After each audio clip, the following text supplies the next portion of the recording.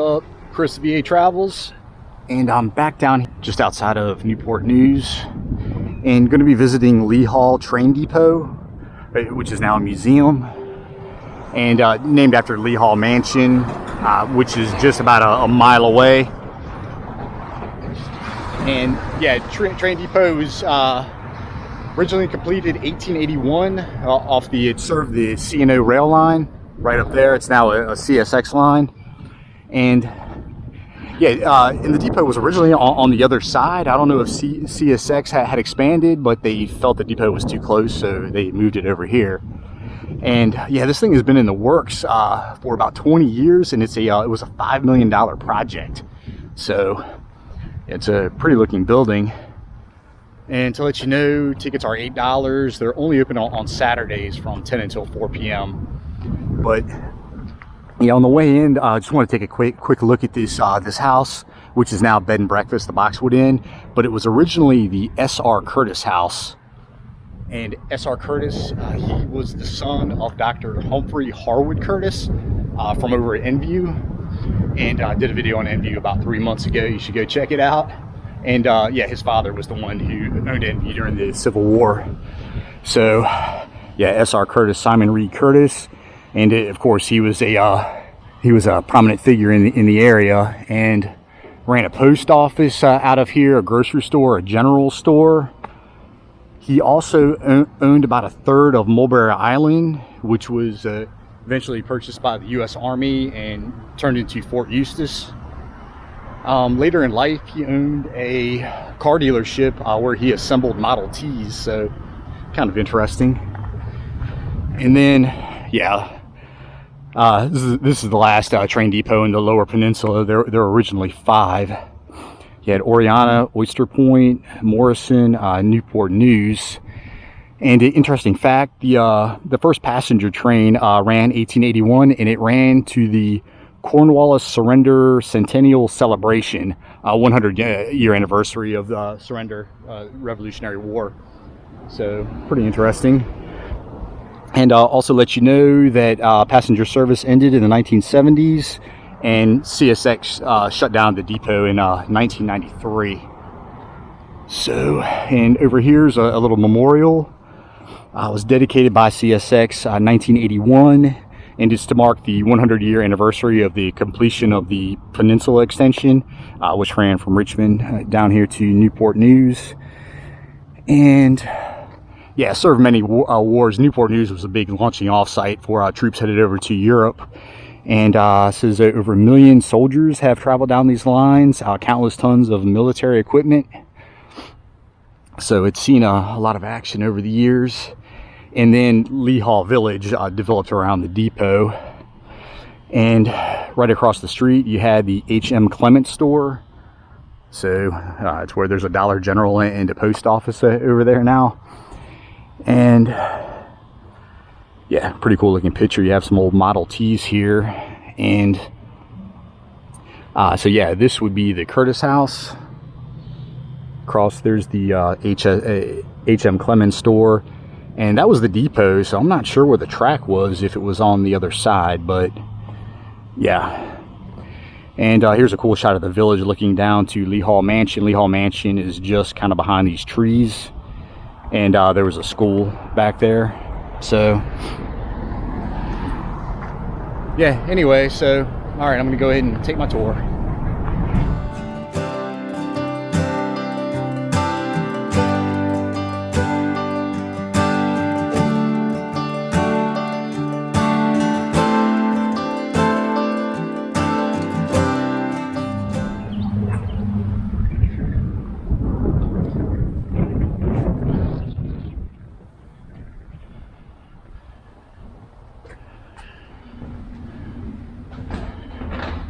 Alright, so we're in the waiting room, and this shows Lee Hall back in its heyday during the 40s.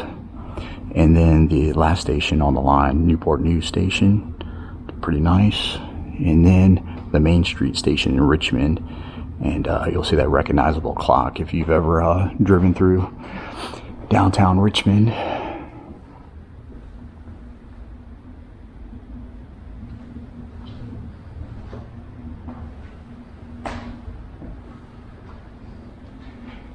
did a pretty good job with this place. And here's a bathroom made to look like it did from back when it was in operation. And to let you know, this was the colored waiting room. The white waiting room was down that wing.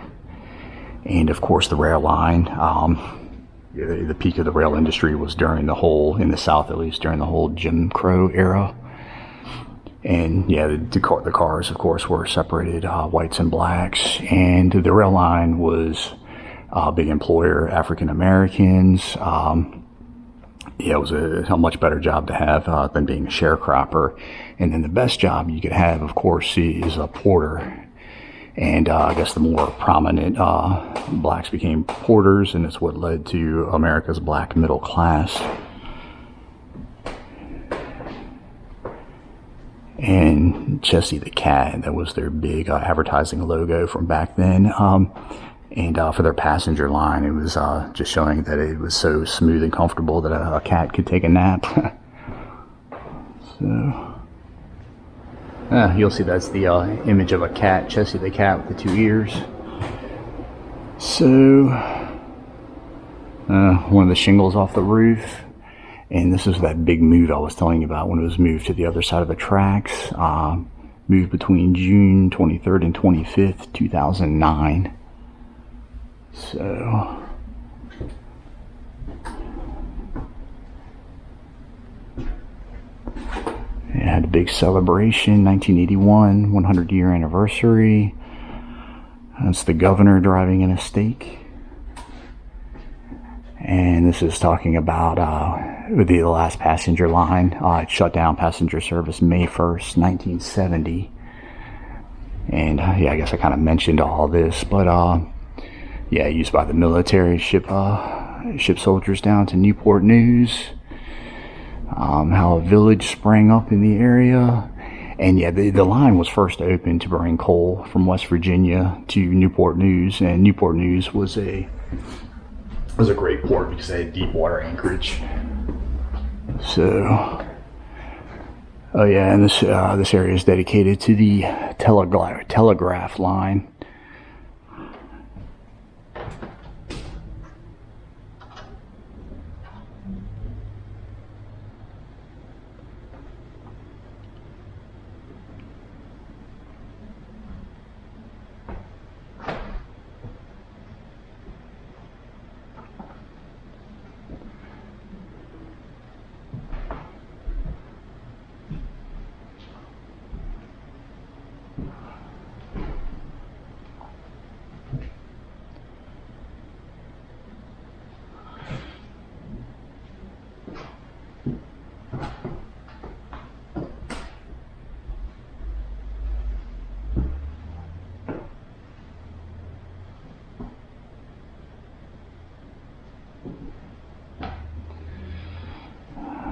So we're in the operator's bay.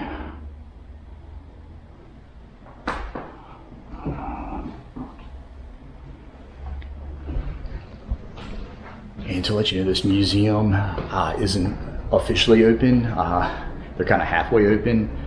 They're going to be adding a caboose here soon, and then I believe she said in May of next year it's going to have its official opening. So it's still in the works. Yeah, talking about Chessie the Cat.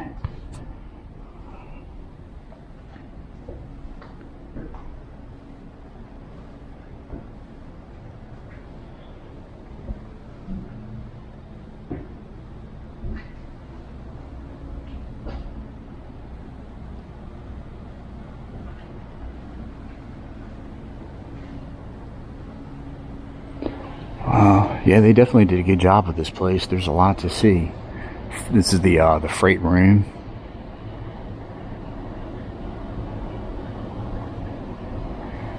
Yeah, of course, this is where they temporarily stored goods.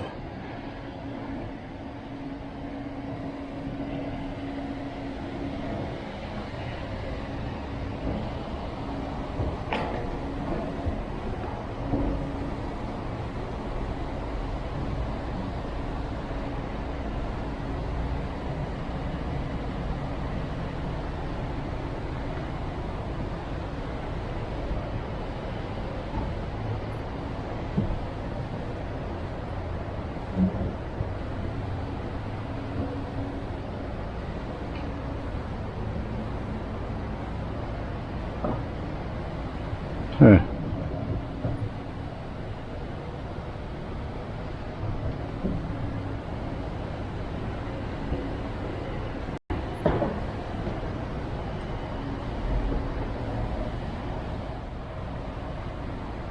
A semaphore and mechanical device controlled, of course, by this lever, and it was to signal oncoming engineers whether they should stop and receive orders, slow down and receive orders, or green light, go ahead. All right, so that's it for the left wing, so I'm going to head over to the other side.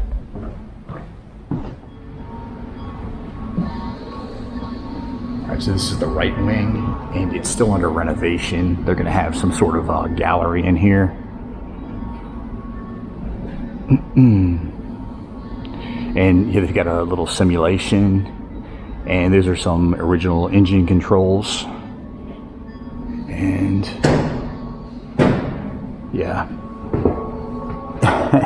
And you can watch a video of a train ride from Williamsburg down here to Newport News. It's about 23 minutes. I'll watch a little bit of it.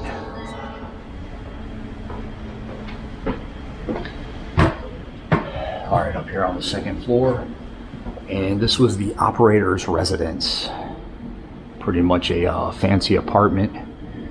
And most operators didn't live at the station, but because at the time this was a really rural area, this is where he resided. And obviously this is the kitchen and laundry room.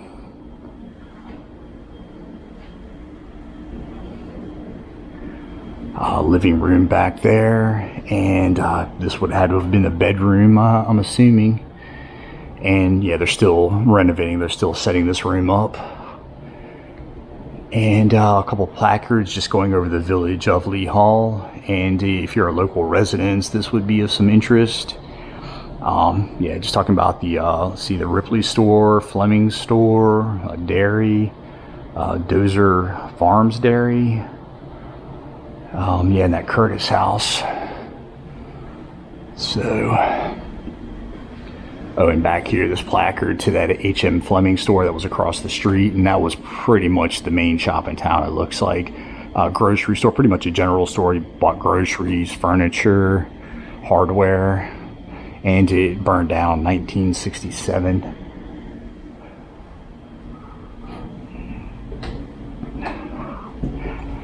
Yeah, they've got this place set up pretty nice. And old coal burning stove. And you can imagine how cold it would get in the winter and how warm it would get in the summer. And of course you had those giant windows back then. It looks like it's got the lead glass, but yeah, you would open those up to get a breeze going. Old radio, and a record cutter, old record player. And you would actually control the volume by opening those doors, yeah, if you wanted to make it louder.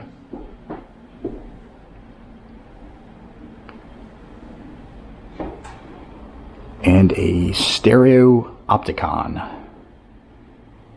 And yeah, pretty much show you a 3D display of some old photos.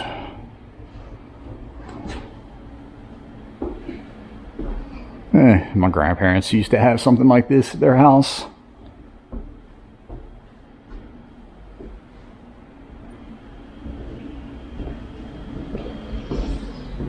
Alright, I think that's all of the museum, so walk back outside.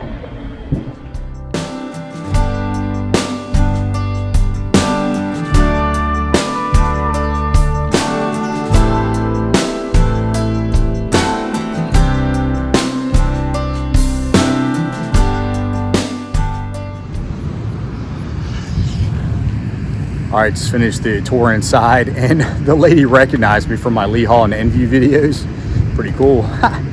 And yeah, anyway, so, but yeah, it's pretty nice. They did a good job with it. And real quick to tell you, this is the front of the depot from when it was on the other side of the tracks. And I'll just point out this signal real quick. And pretty much just like a regular traffic signal. If you have the double greens, you're good to go. Green and yellow, proceed with caution. And if you've got double reds, it's time to stop. So anyway, so that's it for the Lee Hall Train Depot, and I'll see ya.